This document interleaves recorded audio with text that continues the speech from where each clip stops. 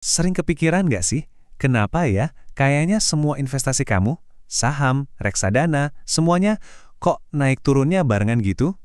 Hari ini kita bakal bongkar kekuatan tak terlihat di baliknya, ekonomi makro. Kita akan lihat gimana keputusan ekonomi di ujung dunia sana bisa punya efek domino yang langsung terasa di dompet kita. Pernah ngerasa frustrasi nggak? Rasanya udah pinter-pinter diversifikasi, beli saham A, reksadana B, bahkan properti. Tapi, begitu pasar lagi jelek, semuanya kok ikutan anjlok. Kayak ada arus gede banget yang narik semuanya ke bawah ya kan? Nah, misteri itu yang mau kita pecarkan hari ini. Biar gampang ngertinya, kita pakai satu analogi yang keren banget. Coba deh bayangin, ekonomi makro itu kayak cuaca. Yap, beneran, cuaca. Ini kunci buat ngebuka cara pandang kita soal dunia investasi. Gini nih cara mikirnya, ekonomi makro itu adalah cuaca. Kadang bisa cerah banget, kadang mendung, atau bahkan lagi badai besar. Nah, semua investasi kamu, saham, obligasi, emas, itu adalah kendaraan kamu. Tentu, mobil SUV mungkin lebih tangguh dari city car. Tapi pas badai gede datang, semua kendaraan, mau sekeren apapun, pasti bakal goyang juga. Itulah kenapa semua aset kita seringnya bergerak satu arah. Oke, sekarang kita bedah lebih dalam lagi ya. Kalau ekonomi itu cuaca, apa dong yang bikin cuacanya berubah-ubah? Ada 4 kekuatan utama, 4 penggerak raksasa yang wajib kita kenali. Yang pertama, dan ini mungkin yang paling ngefek ke semuanya, adalah suku bunga. Anggap aja ini tuh harga atau ongkos buat pinjam duit. Yang menentuinnya bank sentral. Begitu suku bunga naik, biaya cicilan KPR, mobil, sampai modal usaha jadi makin mahal. Dan efeknya itu, nyebar kemana-mana. Yang kedua, inflasi. Ini nih yang bikin duit 100.000 kamu hari ini rasanya beda banget nilainya dibanding setahun lagi. Harga-harga pada naik, jadi daya beli uang kita makin lama makin turun. Inflasi itu kayak rayap yang grogotin nilai uang kita diam-diam. Ketiga, ada yang namanya pertumbuhan ekonomi, atau sering disebut PDB. Paling gampang, anggap aja ini rapor kesehatan ekonomi negara kita. Kalau PDB-nya tumbuh, artinya perusahaan-perusahaan lagi banyak untung, banyak lapangan kerja, pokoknya ekonominya lagi sehat. Dan yang terakhir, tentu aja nilai tukar. Ini soal seberapa kuat sih rupiah kita dibanding misalnya dolar Amerika. Pergerakannya ini penting banget karena ngaruh langsung ke harga barang impor dan juga keuntungan perusahaan yang ngeekspor barang. Nah, ini bagian serunya nih. Gimana caranya pola cuaca yang beda-beda tadi itu ngaruh ke kendaraan investasi kita? Yuk, kita lihat satu persatu. Coba deh lihat, pas suku bunga naik, hampir semuanya ikutan turun. Kenapa bisa gitu? Gampangnya, biaya pinjaman buat perusahaan jadi mahal. Keuntungan mereka jadi kepotong. Terus, bunga deposito di bank jadi lebih menarik kan? Jadi banyak orang mikir, ngapain ambil resiko di saham, mending taruh di deposito aja, lebih aman dan bunganya lumayan.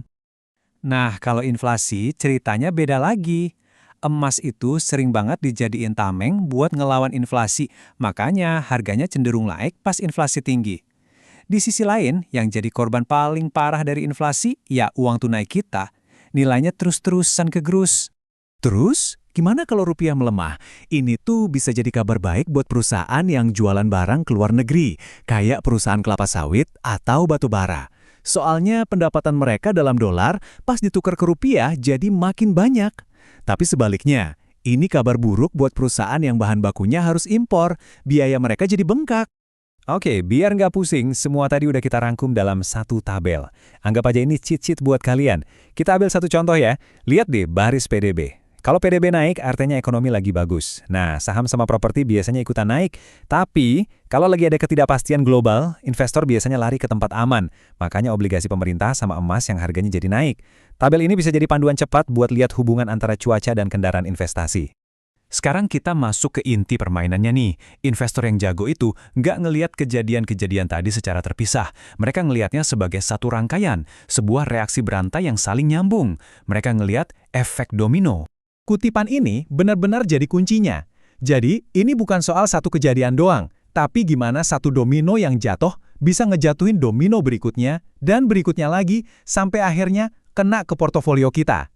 Nah, di sini nih kita bisa lihat efek dominonya secara nyata. Mari kita ikuti alurnya ya. Pertama, Bank Sentral Amerika naikin suku bunga. Akibatnya, dolar AS jadi lebih menarik, dan akhirnya menguat. Terus, domino berikutnya, rupiah kita jadi melemah. Karena rupiah lemah, barang-barang impor jadi mahal, yang akhirnya bikin inflasi di Indonesia naik. Domino terakhir, Buat ngerem inflasi, Bank Indonesia terpaksa ikut naikin suku bunga. Dan seperti yang kita tahu, suku bunga lokal naik bikin harga saham dan obligasi kita tertekan.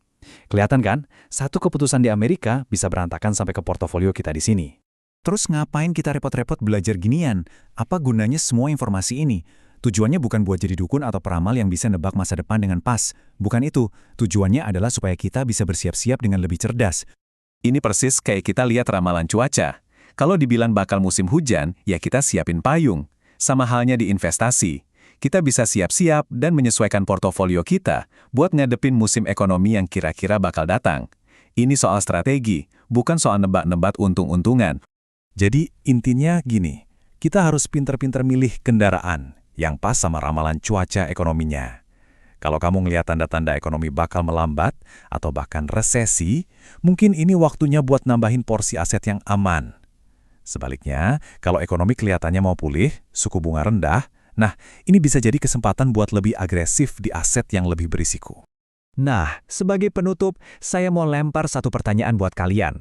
Dengan semua kerangka berpikir yang barusan kita bahas, coba deh sekarang lihat-lihat berita ekonomi di sekitar kamu. Menurut kamu, kita ini lagi ada di musim ekonomi yang kayak gimana? Jawabannya bisa jadi petunjuk penting buat langkah investasi kamu selanjutnya. Sampai jumpa di pembahasan berikutnya.